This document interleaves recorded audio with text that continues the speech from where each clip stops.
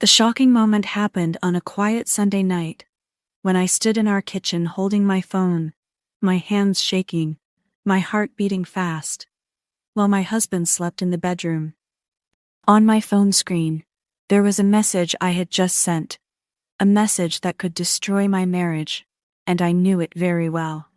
I had just written, "I will meet you tomorrow," and the name on the screen was not my husband's name. At that moment, I looked at my reflection in the dark window, and I asked myself how a kind wife like me could reach this point. I want to be clear from the start. I betrayed my husband, and this story is about how it happened, step by step, without secrets or confusion. My name is Emily Carter. I am 32 years old. I work as a nurse in a small hospital in Ohio, and I want to tell my story in my own words, because people always thought I was kind, quiet, and loyal, and no one expected what I did.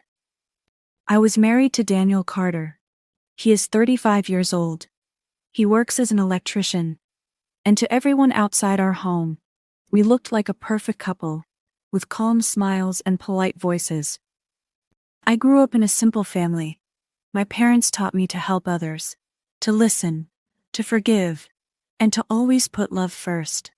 And I carried these lessons into my marriage. People say I am a kind wife, because I cook every day, I clean the house, I support my husband, and I never raise my voice, even when I'm tired or hurt.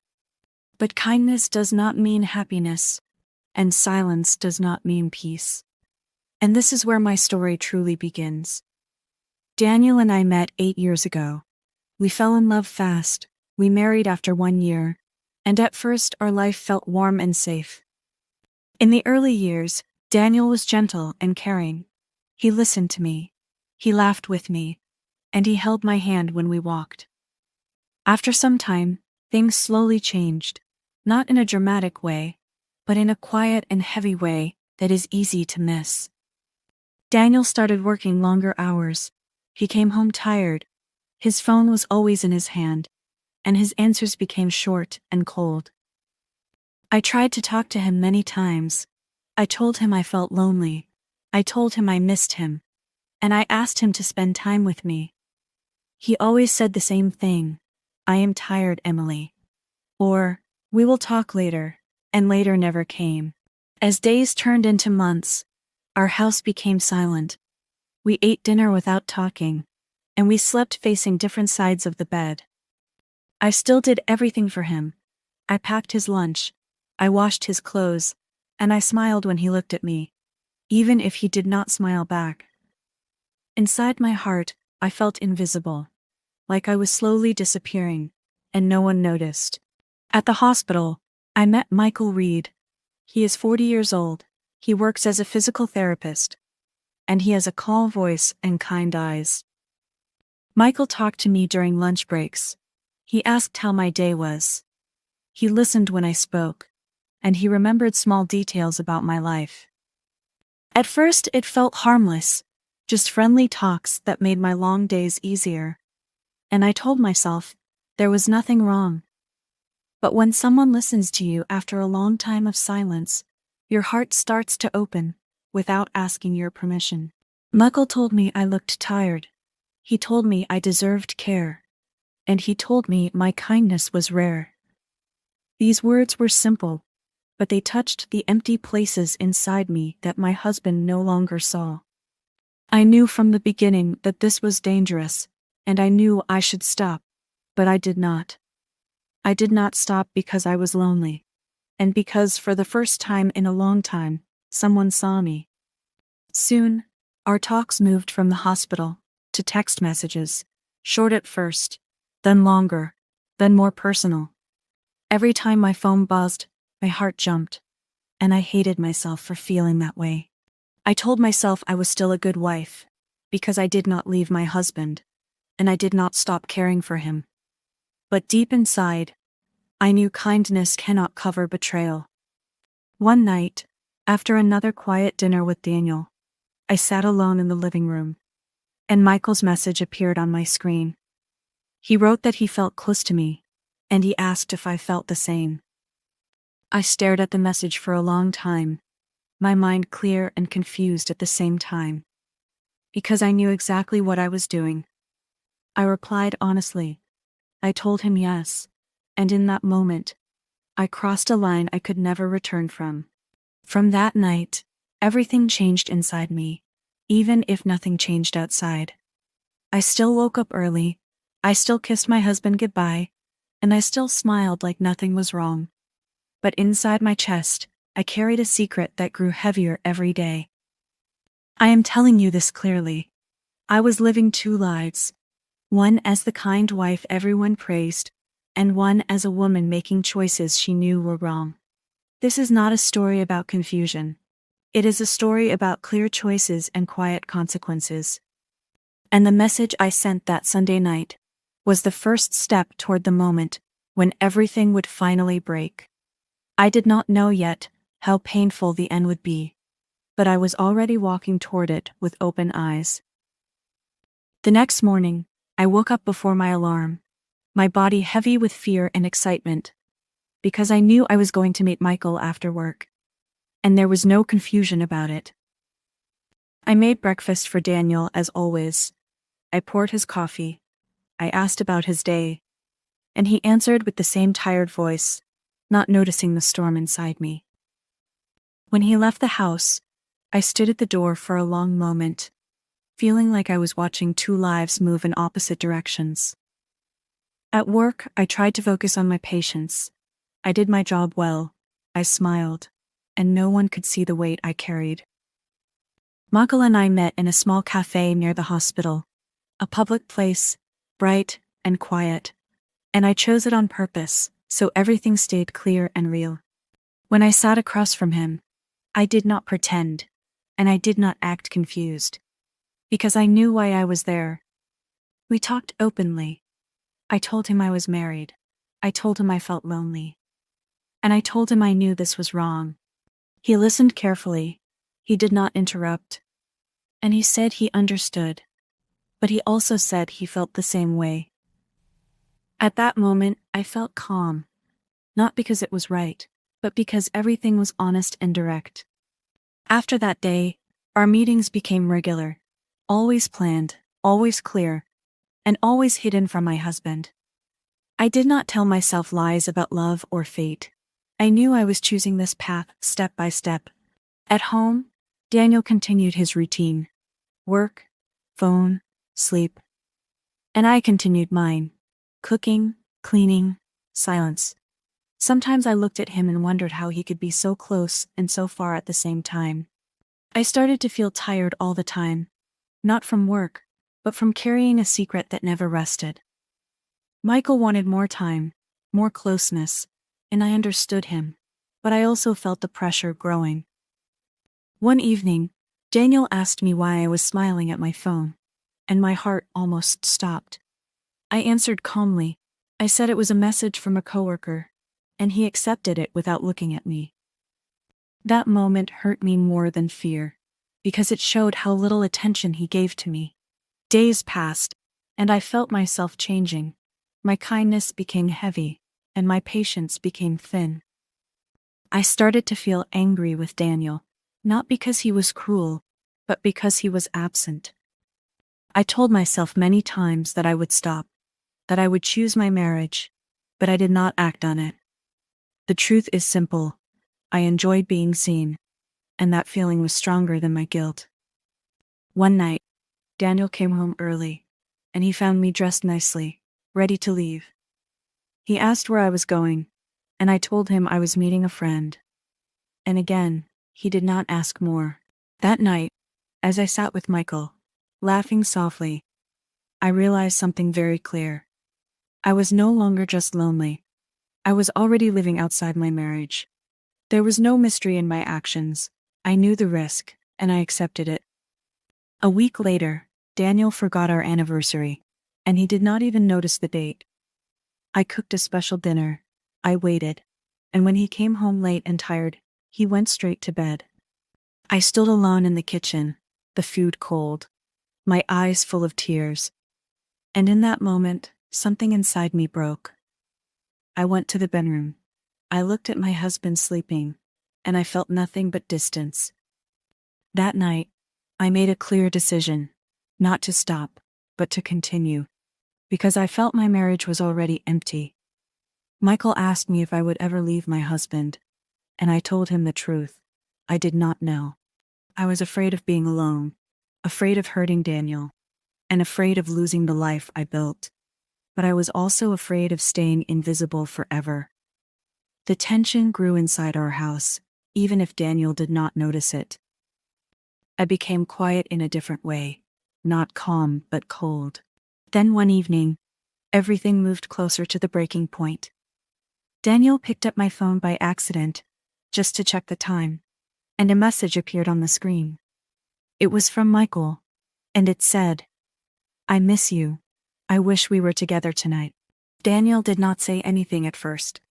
He just looked at me, his face pale, his eyes full of questions. In that second, I knew the truth was no longer hidden. I did not deny it, and I did not lie, because there was no reason to pretend anymore. I told him we needed to talk. And I knew this conversation would change everything. The secret was out. The silence was broken. And the calm life we showed the world was about to fall apart. After Daniel saw the message on my phone, the house felt smaller, the walls felt closer, and the silence between us became heavy and painful. He asked me, "Is this man important to you?" And I looked at him and said, "I don't know anymore," because my heart was already leaning away. That night, we barely slept, and in the morning, Daniel said quietly, "I can't live like this," and his words pushed me closer to a choice I was already preparing to make. I met Michael that same day, my hands shaking, my voice low, and I told him, "Daniel knows." And he looked at me with soft eyes and said, "Then maybe this is our chance." He took my hands and said, "You deserve happiness, Emily, not a cold house and a man who ignores you," and his words felt warm and safe. I asked him, "What if I ruin everything?" And he smiled gently and said, "You are not ruining anything. You are saving yourself."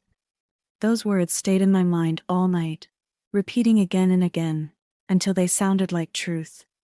2 days later, I packed a small bag, my clothes, my documents, and my fear. And when Daniel came home, I told him I was leaving. He looked at me in shock and said, "You're choosing him." And I answered, "I'm choosing to feel alive, even though my voice was breaking." Daniel said, "If you walk out now, don't come back." And I believed he was only angry, not final. I left the house without looking back, because I thought love was waiting for me somewhere else. Michael picked me up in his car. He smiled. He hugged me. And he said, "You did the brave thing." And I wanted to believe him. At first, everything felt new and exciting. We moved to another city. We rented a small apartment. And Michael said, "This is our fresh start."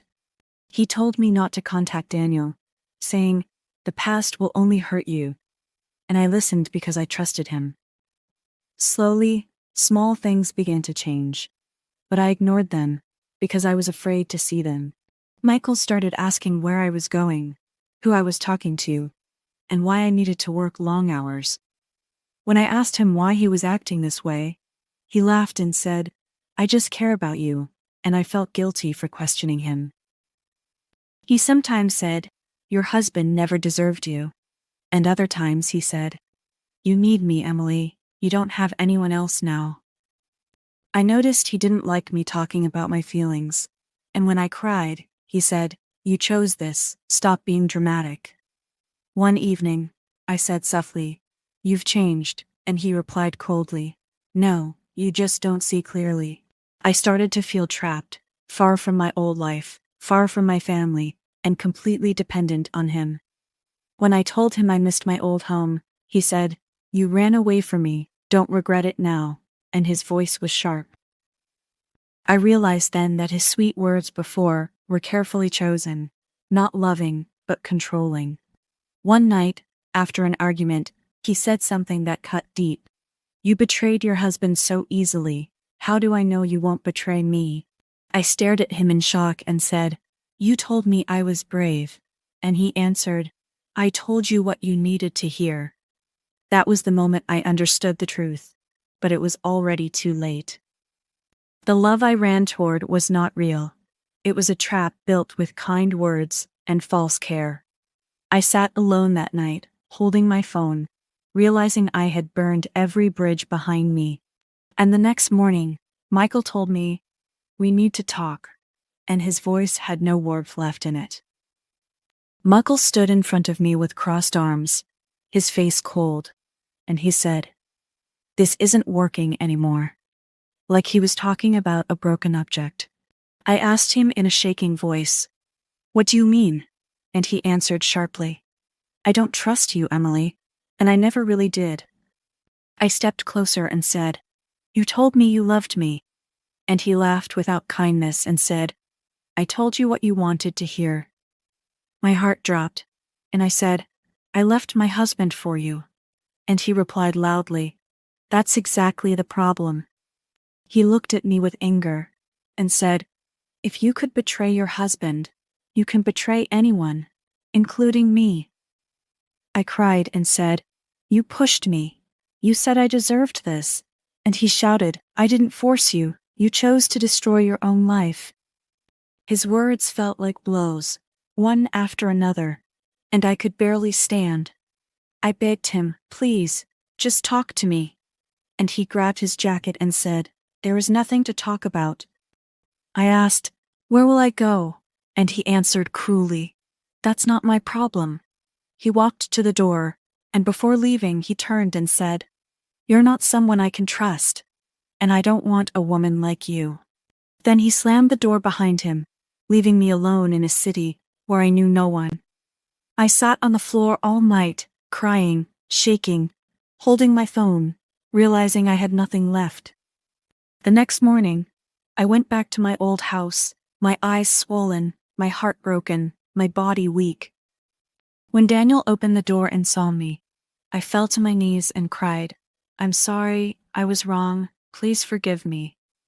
He looked down at me, with pain and anger, and said, You chose to leave, Emily.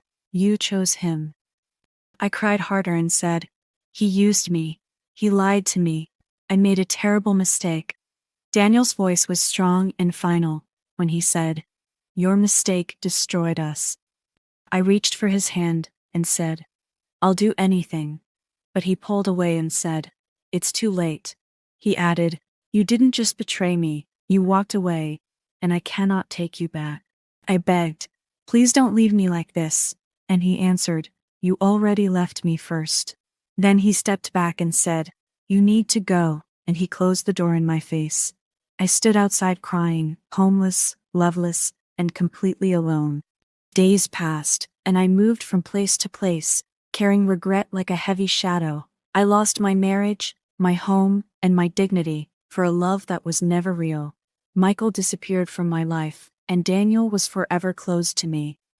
I am now a lost woman, walking through life with nothing but memories and pain. I destroyed my own life with my betrayal, and the price was everything. This is how my story ends, not with love, not with hope, but with loss. And I live every day knowing I gave up a real life for a fake, deceptive love.